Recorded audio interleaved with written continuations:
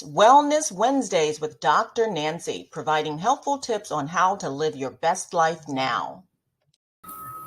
Well, hello, everyone. Happy Wednesday. Hey, Jen. Hello, everyone. Happy Wednesday. It is Wellness Wednesday. I hope you are all off to a wonderful week. And today we are talking about mental wellness. We are live streaming to you on the LinkedIn platforms, also YouTube and Facebook, Dr. Nancy's Integrative Medicine. Yeah. What'd they say? David. Today we have David Gaines. No, you're good. No, for sure. Hey, give me 1 second, Jen. I'm going to call you right back. Got a patient calling in. But yeah, I think that's a smart move.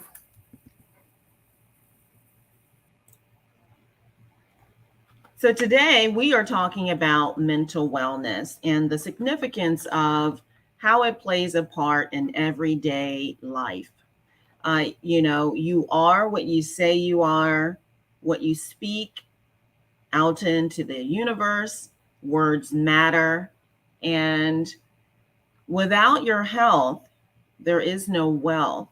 And Wellness Wednesdays talks about helpful tips on how to live your best life. And it's all about a mindset.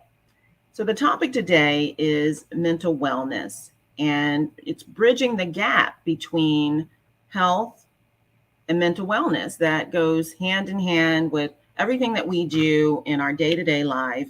And as healthcare providers, we have to be aware of treating the whole person, mind, body, and spirit. So today's guest, I'm going to bring him on, is David Gaines. He is a double-boarded certified nurse practitioner in family medicine and psychiatric mental health. David is the founder and CEO of Mindful Medical Consulting, LLC. He's an entrepreneur, and he has a nonprofit organization, 501c3, Mind and Body Health Practices. David, it's so nice to have you on the broadcast today to talk about mental wellness. Yes, thank you. Can you hear me okay? Can hear you fine, thank you. Yes. Thank you for having me on. I think it's a great topic. It's a topic that, in my opinion, not talked about enough. So you're doing a wonderful thing hosting this topic today, and I appreciate you for allowing me to be a part of this wonderful topic. Yeah, thanks, David. For more information, I'm always advocating for individuals that can make informed decisions. And for more information, if you want to know more information about those kinds of things, there's a tickler on the bottom there. You can text 26786 to Dr. Nancy, all one word, 26786, and then put in the keyword Dr. Nancy, and you'll get some information on how to live your best life. So today we want to talk about, I know that your passion has always been working with the underserved, the vulnerable populations to decrease disparity. Can you tell us a little bit about why that's so passionate to you? Yes. First of all, again, I want to thank you for having me on today. And let me just put this disclosure out there. I'm not a paid talk. I'm not being paid by Dr. Nancy or any affiliate or a partner of hers. This is a discussion on mental health of free will and voluntarily and under my own objective. So yes, let's talk about why I'm so passionate about the mental health field. So as you just stated, there are a lot of vulnerable population out there that has not always had access to mental health services, and until recently, it's been kind of taboo in certain populations, and all populations needed to improve their access to mental health, but there's certain underserved populations that were stigmatized and just did not have it had either minimum to no access. And so what I do and what I enjoy doing and what my practice does and my nonprofit is that we bring awareness, first of all, to mental health, wellness, and we bring awareness to the need to not only get assessed, but to seek out help from your provider. Um, and I think that if we educate the community, it will bridge the gap between non-treatment and treatment, and Yeah, dispel some of the stigmas that have been associated with mental health. that's exactly right, David. And so let's talk about those stigmas because, honestly, you've often said a person has to say that they're okay with when they're not okay and to advocate for themselves, but also to connect with a healthcare provider that actually speaks their language and feels as though they can have that connection to also bridge the gap. Can you speak a little bit more on that? Yeah, yeah, absolutely.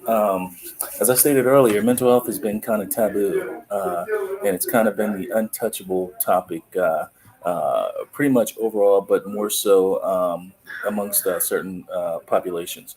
So the key thing is that a lot of times people have a disorder, and or maybe I wouldn't even say a disorder, but maybe just some symptoms and signs and difficulties with life in general, navigating life, especially today with the way things are socially and economically.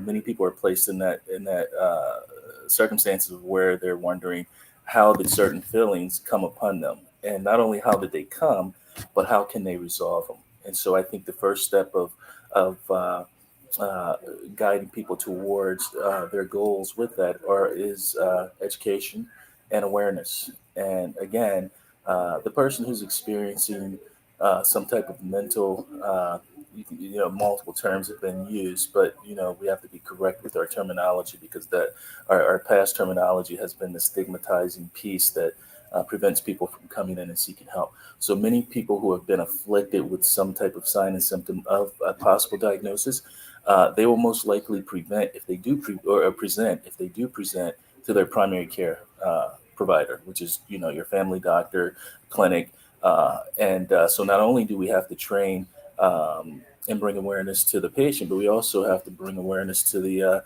frontliners. The people who are on the front line. Trying to combat mental disorder, mental diseases, which is usually your primary care provider. Yeah, no, that's an excellent point there.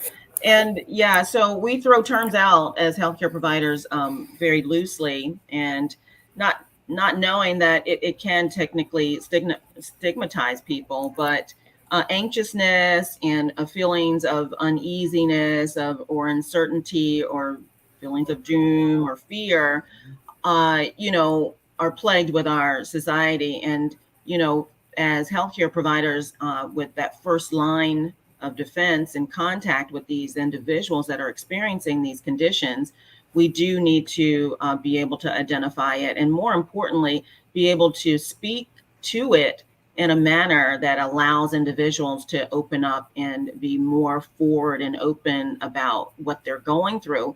And then as the healthcare provider may recognize something, they need to also know when to add adjunctive therapies and care and other healthcare um, services that can help this person achieve optimal breakthroughs and optimal health with these concerns. Right, David? Yeah, yeah, absolutely, Dr. Nancy. You hit a couple points right there. Is that um, and let me retract. Is that I said certain populations, but mental health doesn't discriminate. It affects everyone. It doesn't matter if you are a person that earns six figures per year, or if you're someone who lives well below the poverty line.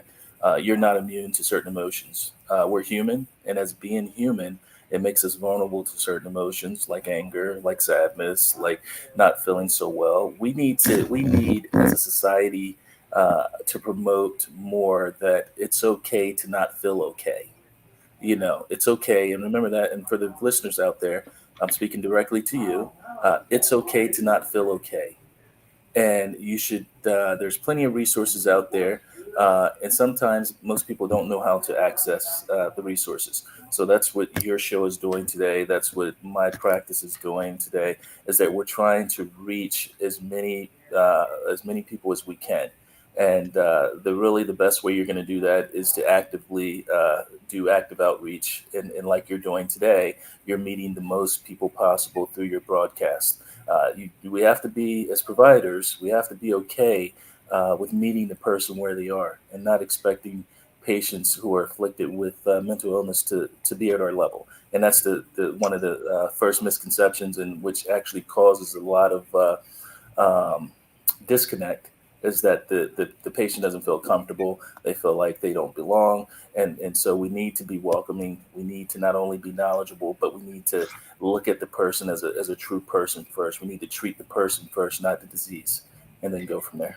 No, that's awesome, because yeah, you absolutely said it right. It's okay to not be okay. And, just like individuals have FMLA from work, or, they're not feeling well because physically they may be coming down with a cold or something. Mentally, you should be able to have a mental health day too, right? Because sometimes you just really need to break away and do some self-care, sit quietly, or, just break away from some of the monotony of what you need for that particular day. And again, that's bringing more awareness to how an individual is feeling, and from organizations all across the country that employ people that may need these kinds of days off as well. And let's talk about, the hotline for individuals that may need some additional help, that may want to speak anonymously to someone, not really see them. The new hotline number is 988. You can text that number, you can call that number, and someone's available for you 24/7 if you need some help with, some concerns that you may have individually. Yeah, absolutely. Those are great resources. I know that the propensity for someone to want to actively reach out, and this is not being said just for patients or people who are experiencing some type of symptom of a mental health diagnosis. This is also for the supporters of those individuals, whether it be family members, loved ones, friends, confidants, teacher. You may at one point find yourself in a position where you have to make an intervention. And you too need to be trained in what to say, what not to say, what to do, what not to do. So these resources are very important for you as well, because it's a very high likelihood that an individual who's afflicted with some type of mental health disorder is going to directly impact their loved ones in their immediate circle. I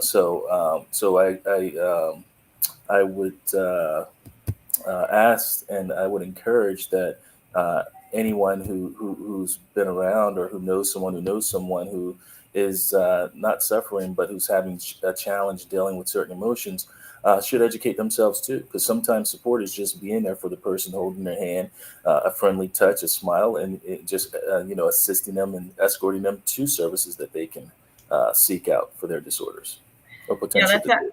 That's actually right, because it takes a whole community, and we could do better as a society to help promote ways that people can access healthcare, mental wellness. One of my nonprofits, Family Matters Healthcare Foundation, one of my main focuses there is bridging that gap between health and behavior equity, and it starts with everyone being able to identify signs and symptoms, and also being able to open up a dialogue, right?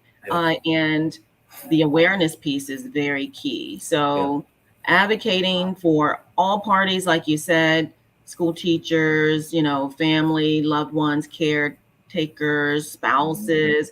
It takes everyone to identify and recognize and, speak to individuals that may be going through this, because we don't ever want you to feel like you're alone. And that some of those stigmas can make you feel that way. And that's what educating and advocating and bring awareness to the subject is going to make that difference. So, David, you do often talk about, you say, let's put the care back in healthcare. And let's talk a little bit about that. And then this other thing that you often say is the toughest battle is always between what you know, which is the brain, and what you feel, which is your heart. Absolutely, Let's talk absolutely, about those. absolutely. So when I started, well, let me just give you a little backstory behind how I created this. Is that I worked in primary care for almost 10 years. I saw a lot of disparities. I saw a lot of things that weren't conducive to the most emotionally healing environment per se. And I also saw the time frame and the system struggles to get patients, my patients as a provider, even me myself, had a difficult time getting patients into proper care that I wanted them to in a timely manner. So I went back and completed a postmaster's and said, "Hey, if I can't change the system, I'm going to be a part of the system to treat patients." So that's why I went back for a postmaster's degree in psychiatry and psych mental health. So that's that. So yes, when I talk about let's put the care back into healthcare, all that does is let's start recognizing and seeing people and not seeing the disease first. People are compassionate. People are human. They deserve some grace. They deserve to know that the person providing care for them is truly has their best interest at heart. I think a lot of times patients have such a disconnect is when they don't feel like the person providing them or instructing them to do certain things does not have their best interest at heart. You know, studies have shown, many studies have shown that if you truly care about a patient and you show it, it will be more likely that they will be willing to invest in the plan of care that you have for them.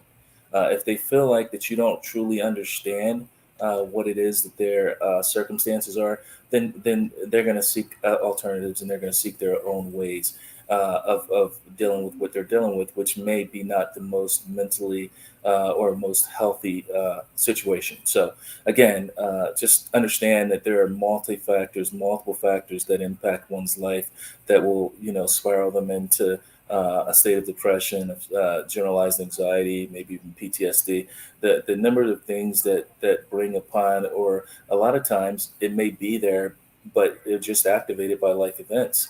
The Mhm. amount of things that can do that, and sometimes the words that we speak can activate a person and send them down a spiral vein. So that's why we have to be very cognizant of what we say to people, not only what we say but how we say it. So that's my motto about putting care back into healthcare is encompassing and employing all of those techniques that I just mentioned when you see a person walk through the door. I mean, because let's face it, we're all human. As providers, we're still human. We have the tendencies to sometime, if we're not self-aware, to make judgments, and we have to push back hard against that, because as providers, we as professionals and trained professionals, we have an obligation to our patients and the people we care for, and the people who allow their care to come under, the loved ones who expect us to give their loved ones the utmost respect and quality care. We have a duty, we have a right. When you sign up or you take an oath to care for patients, you have to live up to that oath. It's not just a thing you read and say, okay, I read it, now I'm ready to go. People are human and they need to be treated like they're human, and they want to feel like they're human. So that's Absolutely. where that came from. So when we talk about, uh, it's the difference between knowing what you should do and feeling what you should do. That's an often conflict that people may have. Internal confliction. We may look at things and say, "Man, This isn't right. But why do I keep doing this?" It's because a lot of times when we do certain behaviors that aren't the most conducive to us or to our growth, is because a lot of times it's subconscious behavior. It's learned behavior. Yeah. So our brain has kind of hijacked our body per se, and without certain training, and this is why I advocate for therapy so much, is that it allows the brain to reset and to find a new pathway of doing things. In my practice, I practice addiction medicine. So I always tell my patients, always couple it with them. And I always tell them that I can prescribe you a medication that can help with your symptoms, but the medicine I'm going to provide you is not going to help with your cognitive restructuring. The medicine doesn't do that. The therapy will do that. And it takes time. It takes time and it takes an investment on your part, and you have to buy into it. So that's why therapy. That's why I'm an advocate of therapy. so big. I mean, but often we hear that, oh, therapy didn't work for me, so people don't give it a chance. And I like to use real world analogies. And I always say, like any therapist, maybe you went to a therapist that doesn't treat your certain conditions. Maybe you needed a cognitive behavioral therapist when you went to a psychoanalytical therapist. So I said you can't just give up on one try. You need the proper person, you need the proper mechanic for what's broken. And I often tell them, I said, you wouldn't send your Chevy dealer or a Chevy mechanic to work on your brand new Mercedes, right? No, you're going to go to a Mercedes Benz shop. And I said, you got to liken that to your healthcare. You have to seek out the right person for the right job. And Yes. Well, that's awesome, David. So you sprinkled so many good nuggets there. Let me just tell you, be the change that you wish to see in the world. And if you see things that are happening and you went back to get some more education, to be that one to be in charge and in front of it, because so many times individuals will complain about the situation, but we really have to be change agents in this whole scheme of healthcare arena, change agents and activate and advocate. So I commend you for doing that. The patient-centered care is key in what you talked about. Speak to the person and not to the condition. Break down those barriers so that you can create that relationship. And then the other thing you spoke about was this internal infliction and new pathways by resetting what you think, or what you tell yourself. Words matter, and the mind doesn't know anything different when you start speaking positive affirmations, things that you want to become, because individuals, we can be our worst critics, just like you said, this internal conflict infliction. Yep. and Yep. infliction, right? Self-infliction. So, Yep. but learn to forgive yourself, because we often talk about forgiving others in order for you to progress to the next levels and what you want to do in life and persevere. But you have to learn to forgive yourself, and you have to speak kindly to yourself. You have to believe in yourself. You have to advocate for yourself, Yes. because Yes. you are enough at the end of the day. Now, Yes. the other thing is, exactly, not all providers are created the same in terms of the relationship that you're looking for in a healthcare provider. And so don't think that you're stuck just because of one person that you don't feel like you have that connection with. Seek more out until you find that relationship that you feel comfortable with. Yeah. That's absolutely right. Really great information. Can you tell the viewers, listeners, on how they can get a hold of you and maybe Yeah. even take advantage of your services? Yeah. Where are you located, social Yeah. media links, all those things, David? Yeah, absolutely. My handler on God, get my social medias connected on Instagram. There we go. That's what that's called. Is I can be reached at medical man or at medical man DG18. If you should have any questions, you can simply text me. I typically respond back within 24 hours. Or you can email me at mindfulmedicalconsulting at gmail.com. Yes, again, I do, in my practice, I provide primary care services, psych mental health services, and also addiction medicine treatment. Good, David. And then do you do telemedicine as well? Like, do you do Yes, tele? absolutely. I am telemedicine. I do right now, currently Pennsylvania, Delaware, Maryland. Currently working on Arizona and California. So I'm looking. I'm going to expand to at least 2 or 3 more states outside of that as well. So it's mental health is a global phenomenon.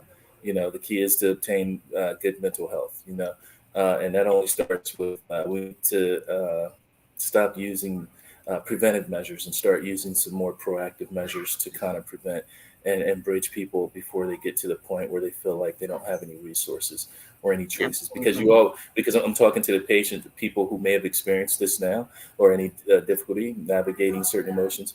And I'm looking at you and I'm telling you now, you always have a choice. There's always options. You just may not be able to see it at the moment, but there's always options for those who care for individuals who may be afflicted with any of these disorders. Now I'm talking to you. There's always an option. There's no such thing as there's no option. It just means you have to try a little harder. There's certain resources. And of course, there's going to be more resources in certain areas depending on where you are. But with the advent of telemed and the fact that we can, speaking from, the East Coast to, Dr. Nancy, who's virtually on the West Coast and delivering this information, that speaks volumes. And that shows the advances that and how far we've come. I've been involved in mental health for over 20 years now, at all levels, at the entry level all the way up to the provider level. So I've seen its evolution, and it has, not everything's perfect, but it is better than it has been by far in many years. And we hope to keep improving. We hope to keep improving and tweaking to make everyone have access to healthcare. Not only have access to healthcare, but adequate healthcare. That's the key. You can't just give people access. You have to give them adequate healthcare. You have to give them adequate health care that actually meets their needs, not something that's just a cookie cutter that you give everyone. But each individual is different, and each individual requires a specific needs. And as a provider and other providers, they should be able to provide you with those services. David, thank you. So listen, I do want to tell everyone, the listeners and viewers, that this session is recorded. It's coming to you live. And then on the recorded side, I'll have David's contact information on how you can get a hold of him as well, all in the description box too. And yeah, absolutely. Personalized care. I just want to tell you that change is constant. And yes, we still have a long way to go, but we have made some significant improvements to access and adequate access to care. That's one of my pet peeves, or my passions as well, David. We speak the same language, and it's all about, at the end of the day, alignment.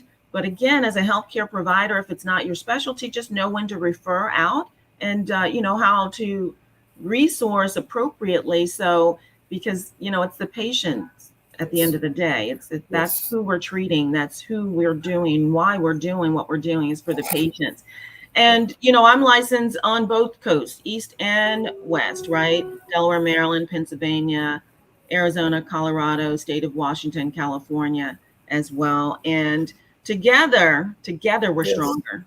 Together we're stronger. And again, you are not alone. And the choice is always yours. We do always have choices. The choice is always yours. And we're here to let you know that we're here for you. There are healthcare providers out there that want to make this difference and impact the community in a positive way, bridge the gap between health and behavior for all, actually. Yeah, absolutely. Any last parting words that you would like to leave the viewers and listeners with, David? Well, I just want to thank everyone who's chimed in, who has taken time out of their daily routine to chime in and listen to this wonderful information and very important information that Dr. Nancy has provided, and me as a guest on her show, and to let you know that you're not alone in this fight. We fight every day to dispel stigmas associated with having some type of mental disorder, and we will continue to fight. Dr. Nancy will continue to fight. I will continue to fight, and I want you, as a possible patient or provider or a family member of a patient, to continue to fight too, because we're all fighting for one common goal, and that's bringing adequate, healthy mental health services to anyone who seeks it. Yes, absolutely. So these Wednesday Wellness are helpful tips on how to live your best life, either through me and also through my guests that I bring on the show. And it's supported through my media broadcasting network, NGC, Nancy Gaines Cares Media Broadcasting Network. It is a network that aligns with all things wellness and channels that we are creating and developing for independent thought leaders, disruptors, and individuals that are early adapters that want to support credible content that's family friendly on a network that broadcasts to nationwide, internationally, globally, to 192 countries. So I just want to let you know that we're doing this because it's what we are passionate about. Yeah. And we want to just give you more information so that you can be informed to make the best decisions for yourself. Yes, absolutely. Thanks, David, for having you come on the show, take time out. I know you're extremely busy, Yeah. and I really appreciate all of the added value that you bring to what we're doing today, what you're doing in your community. And let's continue Yes, because there's so much work to do. Thanks, David. absolutely. Thank you, Dr. Nancy. Have a wonderful day. All right, we'll talk next week, everyone. Have a great one. Bye now.